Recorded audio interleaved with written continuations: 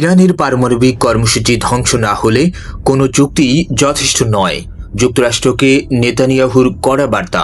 Benjamin Netanyahu আবারও স্পষ্ট করে দিয়েছেন, ইরানের পারমাণবিক কর্মসূচি পুরোপুরি গড়িয়ে না দেওয়া পর্যন্ত তেহরানের সঙ্গে কোনো ধরনের সমঝোতা বা চুক্তিকে গ্রহণযোগ্য মনে করছে না ইসরায়েল। মধ্যপ্রাচ্যের উত্তেজনাপূর্ণ পরিস্থিতির মধ্যেই ওয়াশিংটনের উদ্দেশ্যে এই কড়া বার্তা পাঠিয়েছে তেল আবিব। প্রতিবেদন অনুযায়ী দীর্ঘমেয়াদী কূটনৈতিক আলোচনা কিংবা ধাপে ধাপে সমাধানের পথকে অত্যন্ত সন্দেহের চোখে দেখছে ইসরায়েলি নেতৃত্ব। তাদের আশঙ্কা, আলোচনার আড়ালে সময় কিনে নিজেদের সক্ষমতা আরও বাড়িয়ে নিতে পারে ইরান।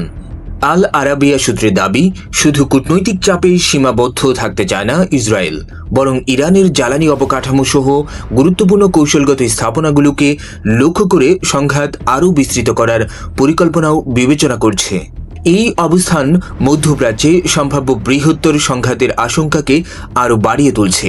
কারণ একদিকে যুক্তরাষ্ট্র কূটনৈতিক সমঝোতার পথ খোলা রাখতে চাইছে, অন্যদিকে ইসরায়েল চাইছে কঠোর সামরিক পদক্ষেপের মাধ্যমে ইরানের পারমাণবিক সক্ষমতা পুরোপুরি ধ্বংস করতে। বিশ্লেষকদের মতে ওয়াশিংটন ও তেল আবিবের এই কৌশলগত পার্থক্য আগামী দিনগুলোতে অঞ্চলের ভূ রাজনীতিকে আরও অনিশ্চিত ও বিস্ফোরক করে তুলতে পারে।